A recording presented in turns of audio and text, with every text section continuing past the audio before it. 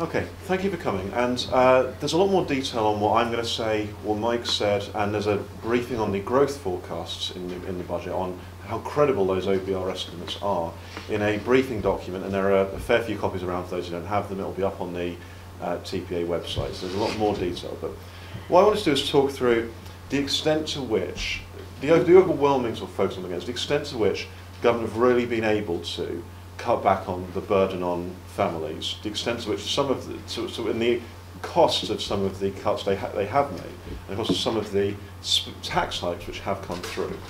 Now, there is a very challenging environment. We don't want to be unrealistic about that, and all of what we've heard about the scale of that fiscal challenge can be complemented by the fact there are some, as Sergio mentioned, some enormous potential risks in the global economy, whether it's the Eurozone, whether it's what's going on in the Middle East, whether it's the potential for China's economy to go very bad very quickly.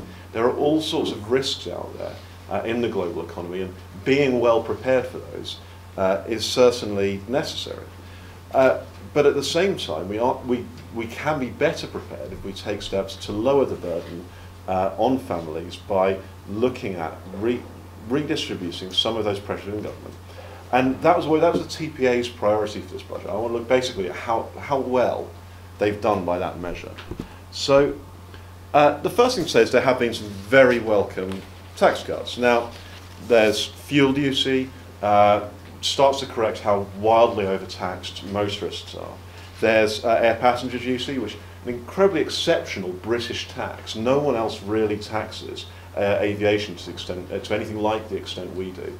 And sort of preempting the fact it's going to become a double tax when aviation gets included in the emissions trading scheme next year. So I think they will very much have had an eye to that, in that big rises making us more dependent on APD now are likely to cause problems as that comes through. There's the personal allowance, which is going higher, although it's somewhat bittersweet because of changes in how those thresholds are going to start to be indexed, taking us further away from how they should be indexed, which is average earnings, not CPI or RPI. RPI wasn't great. CPI is, I think most people would say, worse. But really, if you look at, and there's detail on this in the briefing, if you look at that fiscal drag over time, we're going to be further getting a big gap between where those thresholds would be if they've been adjusted in line with earnings and where they actually are.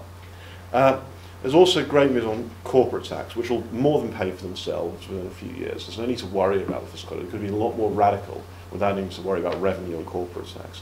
And entrepreneurs' relief, which will be very, very welcome. Although I think it's one way of mitigating the problems of a capital gains tax that could use more fundamental reform, but it will be very welcome in terms of increasing the incentive to build a business, to build employees. And council tax, which is the one we've got here, where we're starting to get a reversal of a massive rise in that council tax burden. I think that's a pretty representative idea of what's happened on things like fuel duty as well. We've had these massive increases starting to turn around. The problem is, though, that there is still this enormous fiscal crunch, and this is what we will say, is that it's not just a fiscal adjustment. This is essentially combining the fiscal adjustment, which is spending cuts and tax hikes, and the pressure it's going to put, one way or another. However you sort of carve it up, however you try and distribute it, that's your fundamental economic pain that they need to hand out, is that big green block on the right. And that's the extent of the fiscal adjustment, but that's not all. You add to that what's got to be done what's not actually got to be done, what there has to be done under present policies in the energy sector. And you add, for replacement and renewal, just basically to keep the lights on, you add more tens of billions, you add hundreds of billions to meet environmental targets. And you've also got substantial investment plan in things like the water network. All that gets added on to what's being done for the fiscal adjustment. It all means a further burden through different bills, through the utility bills in this case, hitting households, and it increases that feeling of austerity, makes it more painful for a given fiscal adjustment. Now, there are a few things they didn't really do to tax it, to try and sort of mitigate that economic pain. They didn't really do much on tax simplification. There's more detail in our report, but broadly speaking, it was a wash. I think the simplifications were roughly balanced out by the complications, and national insurance, they did about as little as they could have to get away with having rumoured it beforehand. They announced a consultation, and they came with some points about maintaining the contributory principle, which are going to be very hard to reconcile with any serious reform in this area. At the same time, they haven't really shifted away from, and this is one way they could have paid for some of the taxes announced, they haven't shifted away from some of those areas in spending which are still very rapidly growing. So they haven't done anything about international development spending, still going to go up by well over $3 billion. They haven't done anything about the other major areas of increase in spending, the big winners like the capital budget and DEC. And the only major cost saving there is in there actually but it's one for the long term, is the increase in the pension age, which is very sensible to give this something automatic, to have pensions which respond to how long we're expected to live. But it's not going to do anything now. Now, how have they paid for it? The answer isn't the bank levy. The bank levy was mentioned repeatedly. The increase in it is pretty insubstantial in the longer term. By 2015-16, it's back down to about 100 million. It's not going to make a big difference. It's not how they're paying for the major measures in this budget.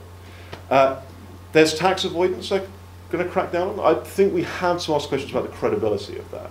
I think they may well think they've solved $1 billion of tax avoidance. They may actually just push people towards different forms of tax avoidance and count that as a victory.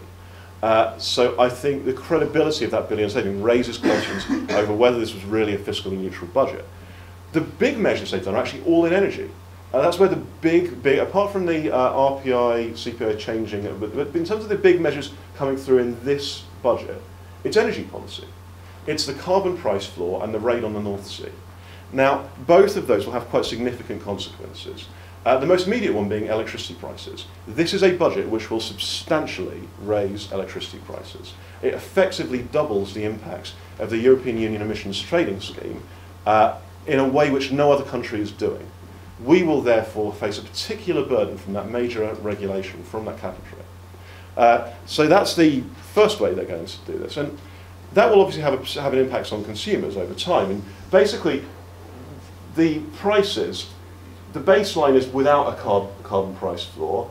That line down the middle is roughly what they've done. And again, this is all in the document if you want to take a look more closely.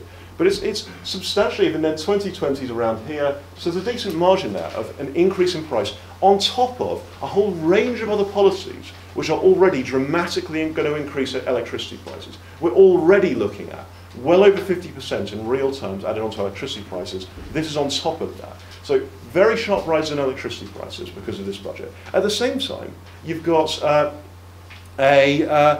you're going to hit manufacturing industries. Now they had this hilarious attempt that energy-intensive industries will be all right because we're going to give a bigger discount to make up for it under the climate change agreements. They're going to increase their discount from 65% to 80%. What they don't mention is what happened in the pre-budget reports of 2009, which is where that discount was cut from 80% to 65%. So all that's happened is Gordon Brown's turned up, big clunking fist in the face for energy-intensive industries. Their nose is bleeding. George Osborne turns up and says, okay, and kicks them, and then says, it's all right, I'll give you a tissue for the bloody nose. This isn't a real solution, and there's no way that anyone can invest on the basis of that discount, because politicians are yanking it up and down. It's so unstable. No one can rely on it.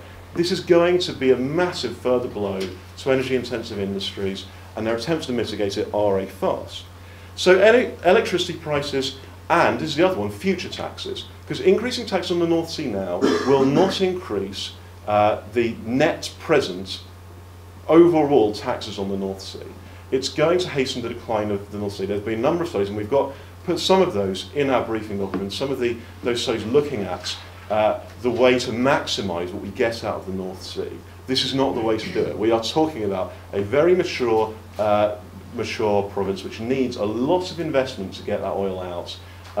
And saying, well, it's all right because prices are very high and if they fall, we'll take that away, isn't good enough. Because we are competing with other places that this sector can invest. And we're massively hurting the UK's competitiveness. So that will mean more reliance on foreign oil and more taxes in the future. So that's how they're paying what happened yesterday. They're paying for it in higher electricity prices and in a decline in future North Sea revenues. That's the trade that's been made. So there's some great news in the budget, but it's being paid for in some ways which will have some quite nasty effects, and that's where I'll leave it. Thank you.